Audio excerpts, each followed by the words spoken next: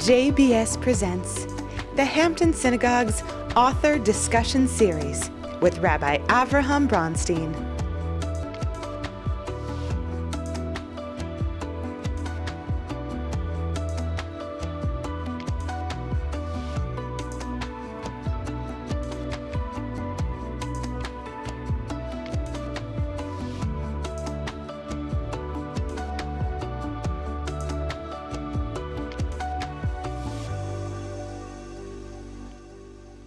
In The Light of Days, Judy Batalion brings to light half-forgotten tales of outstanding courage shown by an underground network of young Jewish women in Poland who resisted the Nazis by engaging in smuggling and sabotage.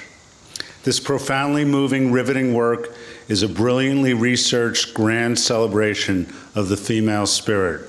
The New York Times Book Review says that The Light of Days pulses with pride and rage, while the Jerusalem Post states that Batalion's multi-layer epic rewrites the Holocaust and is hard to put down. They call it a drama that abounds with characters that are deeply engaging.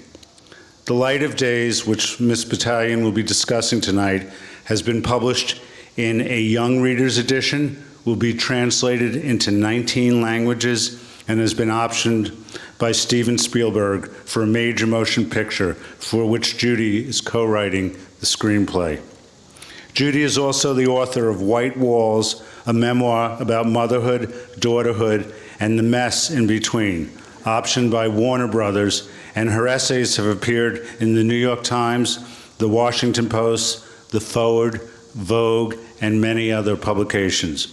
Judy has a BA in the history of science from Harvard and a PhD in the history of art from the University of London, and has worked as a museum curator and university lecturer. Please welcome Ms. Batalion to the Hampton Synagogue. Okay. Welcome. It's good to have you. It is so nice to be here. I have to say, my book came out a few months ago, and I've done over 100 Zoom interviews. This is my first in-person event. I've never talked about this book while wearing shoes.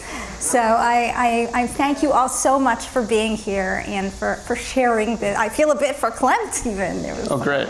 So you said you'd begin by reading a short selection for us. So why don't you set that up? What are you going to be reading? Okay, I'm going to read a short scene from my central character in the book. Her name is Renia Kukielka. And Renia was a courier girl. These were young Jewish women, she was 18 at the time of the scene, who pretended to be Christian. They dressed up and performed as Catholic women and slipped in and out of ghettos, bringing Jews information, underground bulletins, hope, money, fake Aryan papers, and weapons, guns, explosives, ammunition. They also smuggled people. And I was going to read just a short scene from her very first mission. All right. So she has money in her garter belt, and she has escaped the ghetto in the town of Bijin. She has been fleeing through the woods. She just bribed a guard with whiskey. And finally, she's there in Warsaw. Warsaw. Renia strode with purpose, but not too much purpose. Her train had deposited her right in the center of the city, and she paused a moment to take in the novel surrounds, the gray and cream-colored buildings, the slouching cupolas, the slanted roofs. It was not how she'd imagined her first big trip to the city, for Warsaw was as disguised as she was. The early spring sunshine, the stretching miles of low-rise buildings, the grand squares and buzzing street vendors were now obscured by a miasma of smoke and ash. Daily traffic was barely audible among the explosions and cries that she wrote sounded like the wails of jackals. The avenues were thick with the smell of burning buildings, burning hair. Drunken Germans drove riotously through town. There were police checkpoints at almost every intersection, inspecting each package. Renya had memorized every detail of the new ID she'd obtained from her smuggler, mentally rehearsing yet another identity, trying as always to inhabit the hazy portrait. This ID was not one of those custom-designed cards with a Polish version of her Yiddish name and a birthplace that accorded with her accent.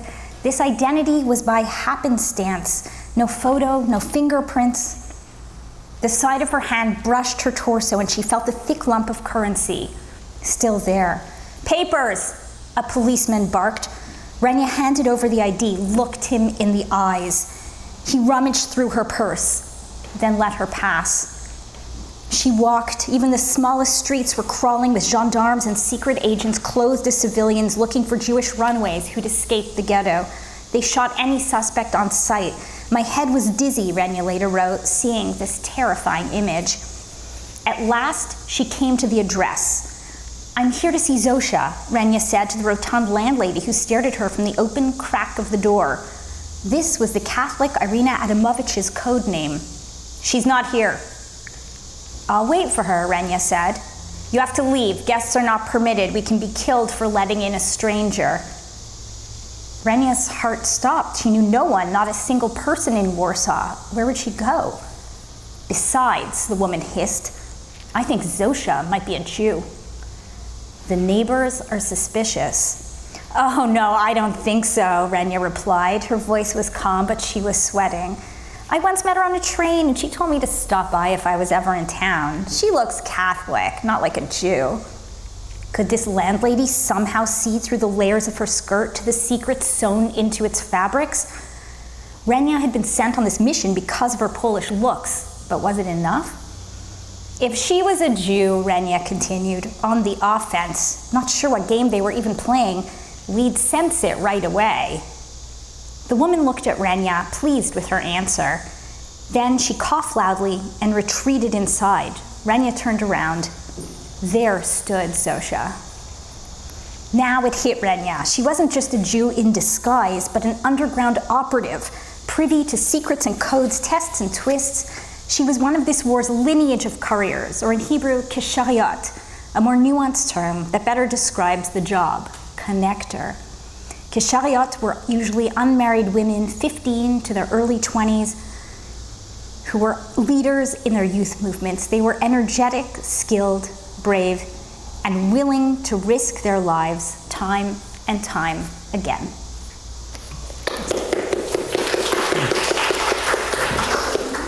So, how did you come to write this book? What got you interested in the topic, and what sparked your research? So I came to write this book completely by accident. This started 14 years ago. I was living in London at the time, and it was a time in my life where I was thinking a lot about my Jewish identity. I'm from my grandparents are Holocaust survivors, but I was thinking about what I call the emotional legacy of the Holocaust, the way that trauma passes through generations. I am a very anxious person, and it was just a time in my life where everything felt very dangerous to me, a lot like right now.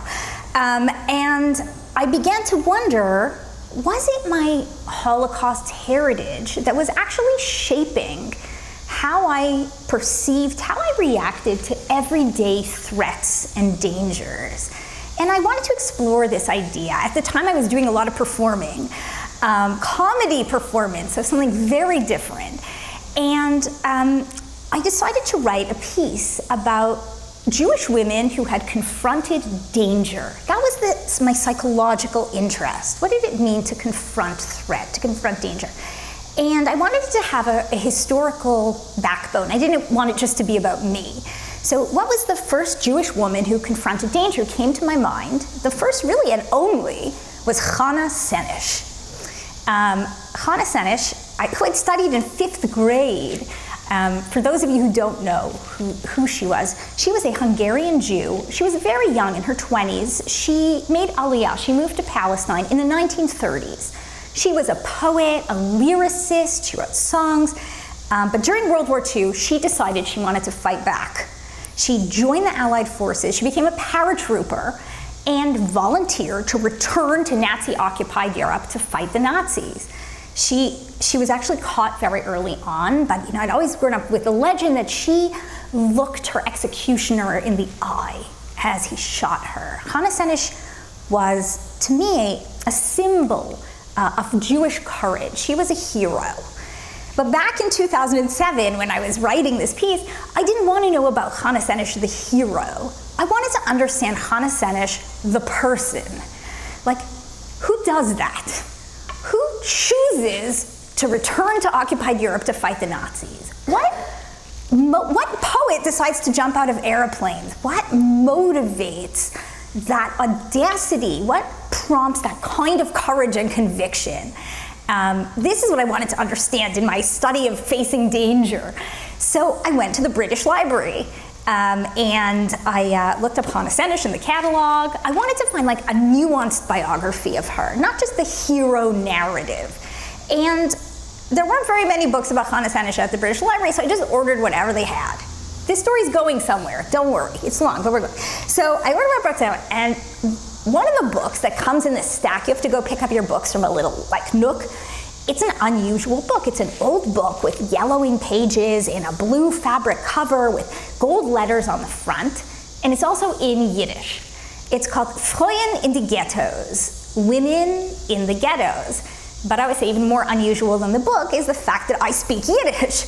So I start flipping through this book. Mostly I'm just intrigued by this as an object.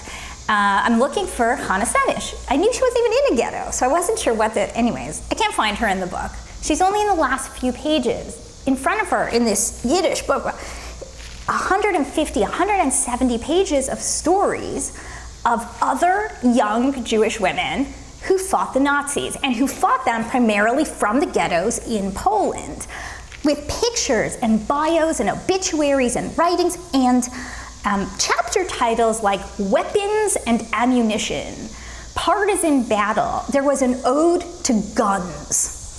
And this stunned me. This was like nothing I had ever come across, both in content and in tone. This was just such a different Holocaust story. It was so unexpected. And then it just gripped me. I then had to write about it. I tried not to even write about it, but over all these years, it just became a piece I just kept coming back to until I finally put it together in this How book. did the research happen? When you went, going back, let's say, 50 years after the fact, based on this one book you found in the library, how did that book become kind of like a research path that led you to writing this book? All right, the secrets behind the making of. So, when I first got this book, what was this book? First, I even had to understand what this book was. It was published in 1946. In front, it said New York in Yiddish letters. I had to understand what this book was. It was very long. I was living in London, working as a comedian. I worked in the art world. I wasn't using Yiddish very much. My Yiddish was rusty. So I ended up applying for a grant to translate this book. And I was very fortunate to receive funding from the Hadassah Brandeis Institute, and they believed in the project. And so I thought, it'll take me, 3 or 4 months to translate this book. 6 years later, I'm coming to them with my draft translation. There are many reasons why it took so long, but part of it was just in the act of translating this original book, I had to do so much research. This book had no context for a contemporary reader. Many of the writings, the women, Renya, my central character, there was a piece about her in that book. She didn't even have a last name. They didn't use last names. She was afraid to, because she was writing about underground secrets.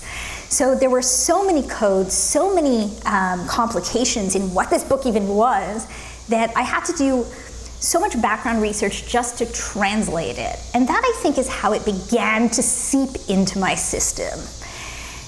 After that, we decided we were going to publish it as an academic resource, which I felt okay about, but part of me felt like, I want more people to know this story. So then I started writing it as a novel. This is the part I usually don't tell people. So I combined Renya, the character, actually with my grandmother, who was a Polish Holocaust survivor. And I started coming up with a fictional rendition of the story. Then, in 2017, we're already 10 years after this, there was the first Women's March. I don't know if you remember. This was, and I took my daughter, my young daughter at the time, was the first time in Midtown Manhattan, and I started thinking, oh my goodness, there is a lot of interest in organized female resistance. And boy, do I have a good story about that. So I happened to mention this to my literary agent over breakfast. We were meeting about a completely different project. And she said to me, Judy, did this happen? Jewish women were hiding guns inside teddy bears in their purses? I said, yes, this is the story. And she convinced me, no, you have to do this as nonfiction. You have to tell the story as true. It's too important. So that's when the real research began. And I had to go, now I'm finally answering your question. And I had to go, so what I did was I took that original Yiddish book and I wrote down every name of every woman in that book, every woman that was involved in the underground. And I went to every library, museum, encyclopedia, Holocaust-related, Jewish history-related, genealogy records, archives, many of them listed in the bibliography, and I just put, there were about 50, and I put all their names in, and I gathered whatever information I could find about whoever was there. I then read all that information, and I traveled the world, and I went to Poland and Israel and across North America and England as well. And in all of these accounts and testimonies, they also listed more women came to play. So I started keeping this ongoing list and just literally Googling them and putting their names into these catalogs at these institutions, collecting as much primary testimony, memoir, and any letters, ephemera that I could. Wow. Why do you think that these stories have been so hidden for so long? Like if you go up to the National Holocaust Museum in Washington D.C. or Yad Vashem, there isn't like a huge exhibit about these kinds of stories, as opposed to other stories that get much more play or have gotten much more play. They've been much more fleshed out in the decades since the Shoah. So what about these stories kind of led them to be hidden in the shadows for so long? All right, I have another long answer for you. So this became a huge part. This was a sub-question to all my research. On the one hand, what happened? What is the story? On the other hand, what happened to this story? At one point, I called my editor at HarperCollins. I was like, Rachel, I think the whole book should be what happened to the story. It's so interesting. She didn't let me do that. But there is a section at the end of the book where I discuss this in more detail. And there are many reasons that this story got lost over the decades. First of all, there are two stories that have been suppressed. One of them is the story of Jewish resistance in the Holocaust, in particular in Poland, has been really under-discussed. And the other one is women's experience in the Holocaust, as well, very under-discussed.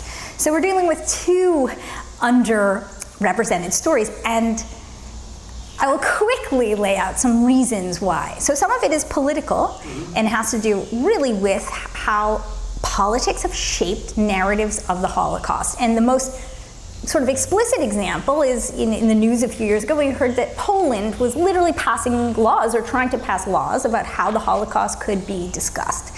And there are more other subtle ways that politics have shaped how we tell the story of World War II. Some of it is zeitgeist. And we've simply been interested in different elements of the Holocaust at different times and uncomfortable talking about different elements of the Holocaust at different times. And finally, a lot of it is really personal. And I found that many of these women told the story maybe in 1945, 46, and then never told it again, or never told it in the first place, only told it much later in life. And again, there are a number of reasons for that. So sometimes they told the story and they felt they weren't believed. And so they just shut down. Some women were accused. They were accused of there was this kind of, I heard this over and over again, this kind of idea that the pure souls perished, but if you survived, it's because you did something. You collaborated with the Nazis. You slept your way to safety. Women felt guilty or were outright accused that they had left their families to join the fight, to join an underground. Some of these women, the survivor's guilt was pungent. And like one woman, Chasya Bielika, she was a courier in Bialystok. There were 18 women in Bialystok that worked together outside the ghetto. They brought weapons into the ghetto. They started a league of anti-fascists among Germans as well, and they took their weapons and in broad day would bring them to Russian partisans in the forest. They were arming they helped the Red Army liberate Bialystok. They didn't incredible story. But she felt that compared to her fellow survivors who had been through Auschwitz, like she said, I hadn't had it that bad. She felt she didn't deserve to tell her story. Wow. So I'm sure you had the chance to speak to so many of these women after the fact. What was their experience to you as you were able to perceive it, having the chance to tell their story again after so many decades of not? So I did not speak to any of these women. They were all, two of them were still alive when I really began working on the book, but neither of them, one of them I did speak to very briefly, but it was hard to have a nuanced conversation. She was about 100, 101 at the time. And so I spoke to their families though. I met with over 20 families of some of the fighters who survived, and in all over the world really. And what was so exciting was I didn't ask their families about their stories. Their stories I took from their testimonies, their writings, their letters, their memoirs. But I asked their families about who they were as people, I'm so interested, not just how did they survive, how did they continue surviving? How did they choose to live the rest of their lives?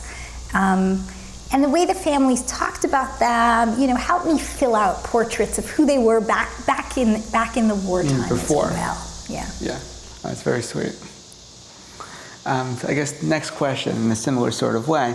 You mentioned before at the very, very beginning of the book, at the very beginning of our discussion, you mentioned that you came to this topic because you were trying to come to grips with your own anxiety and your own sense of danger. So I'm wondering how the experience of writing the book impacted on that. How do you think that you've changed or your perspective has changed as a result of writing this book? I wish I could say I'm no longer anxious, but that I can't say. But on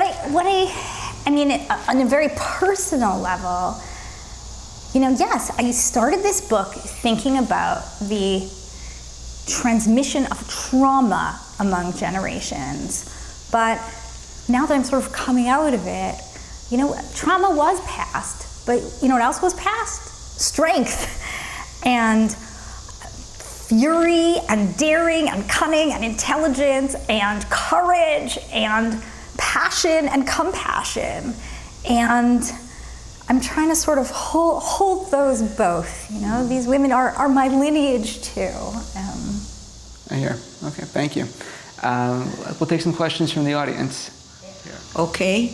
My name is Rachel, and actually I born in Israel, and I have a chance to meet something survivor from the Holocaust. And I know also from my friends that sometimes you start to talk to this woman and they say, we don't want to talk, we want to forget and not to remember. And some of them tell us, and I actually thinking that every mother that she was in the Holocaust need to tell to their children what it was, because we cannot forget. This need to be continued door to door to remember the 6 million Jewish that we lost and what those people, do for us. And I know people walk in the Machane and walk every morning and start to survive. And I meet my mother of my girlfriend, that she was, a little bit strong, so they give her, to sew clothes and wanted to walk in the kitchen, but some of them really did not want to talk. And my girlfriend, if you want to meet her, she lives actually in Manhattan, and her mother was survived, and she has a lot of stories. So if you want, I can connect you. Thank you. I have a whole new collection of Holocaust survivor friends, so I would love to hear the stories. What you say reminds me, my answers were so long I was cutting myself off. But there's another reason that women silence themselves, and often it was because the women I write about, they were 18, 19 years old when they were in the war. The war was over, they were 20, 22, they had nothing. They had no family, they had no country, they had no nationality, they had no home. They were in new places, they didn't even speak the language. And many of them wrote about how starting fresh, they needed to start fresh. It was a coping strategy. Silence helped them live. And they needed to start over. And they're women, they felt this, they talk about this, almost a cosmic duty to repopulate the Jewish people, to have children. And they did not want to burden their children with these stories, especially when their children were young. And I agree, they just didn't talk about this for many reasons, some of which were just for their own coping. And it's later in life when many more of them started to talk about it, and it's because their grandchildren asked them questions often. And that's why you get these kind of memoirs and testimonies in the 1940s, and then there's very little until like 2000. And you sort of get an explosion of testimonies. Also, there were more projects that came to record Holocaust survivor stories, so there was a big silence for a long time. Okay, here, Phyllis.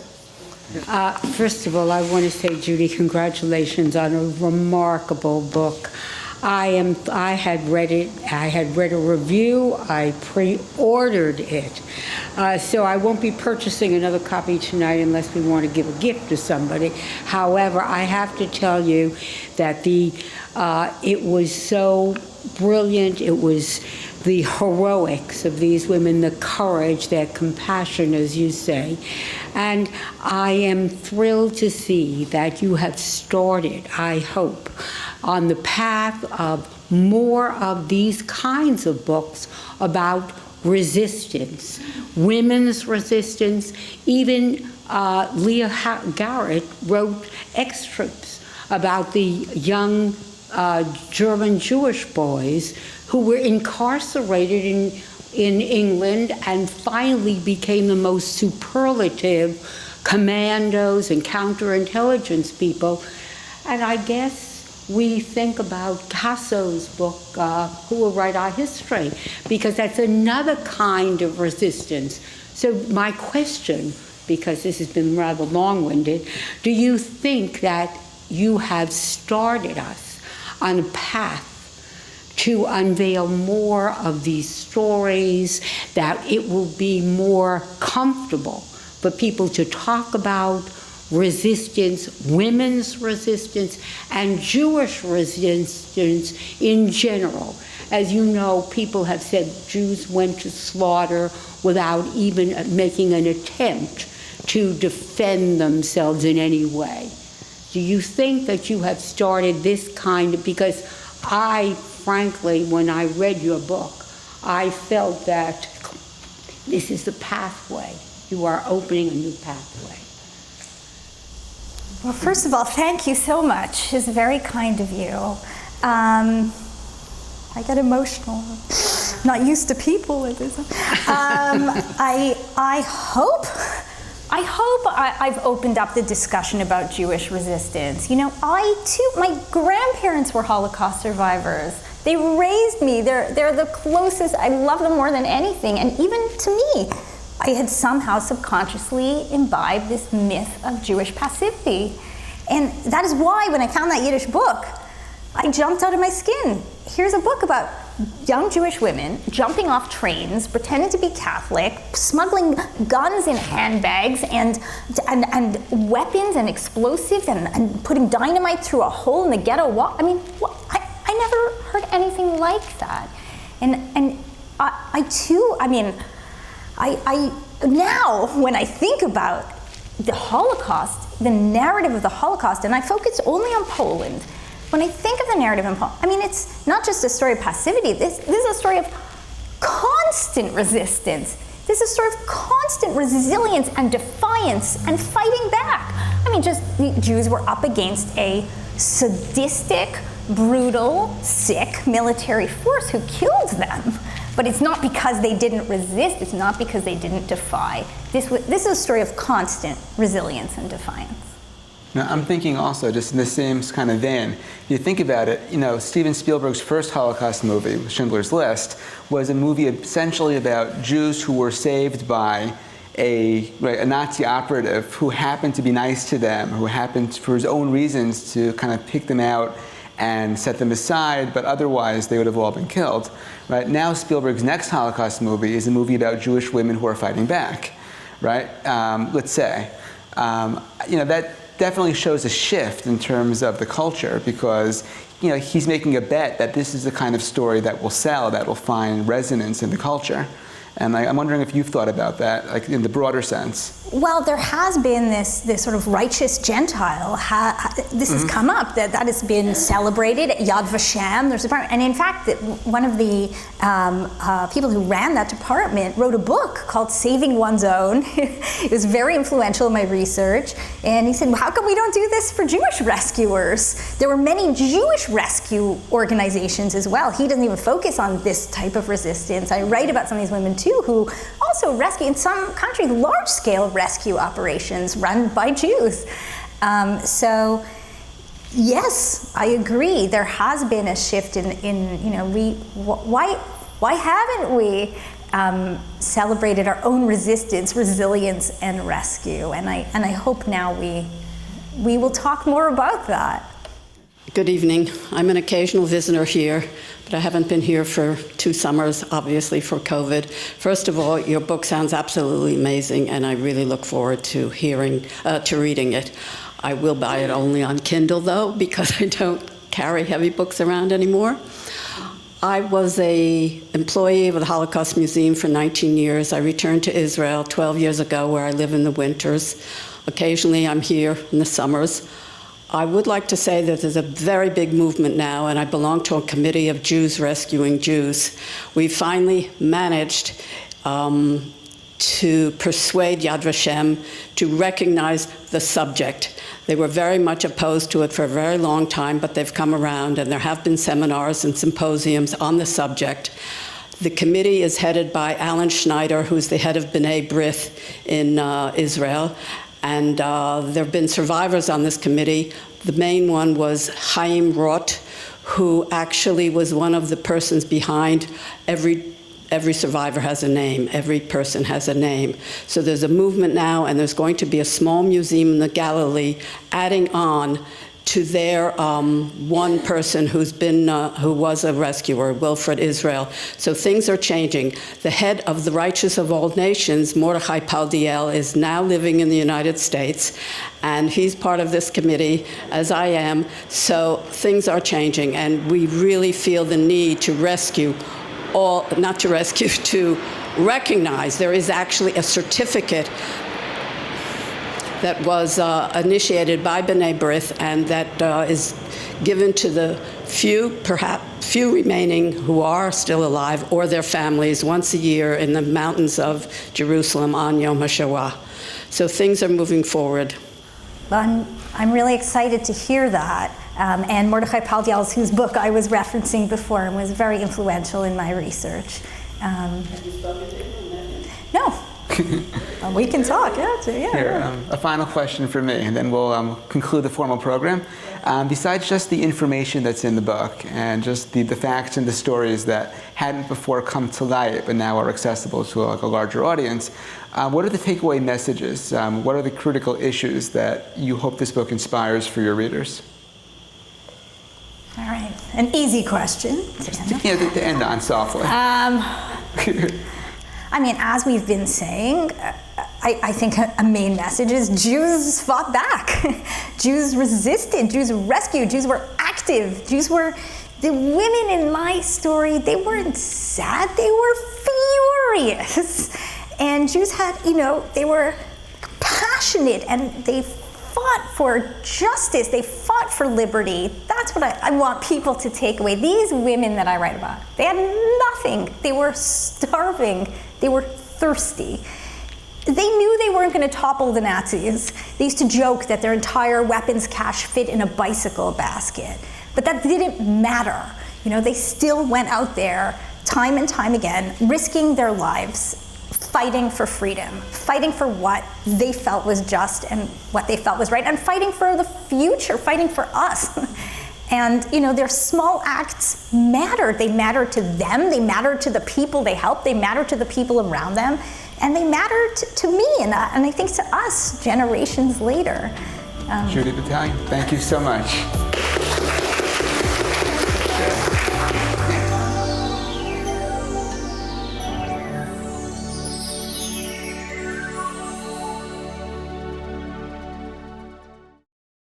We would be pleased to send a complimentary DVD of this program to anyone who wishes to support JBS with a tax-deductible gift of $36, double chai or more.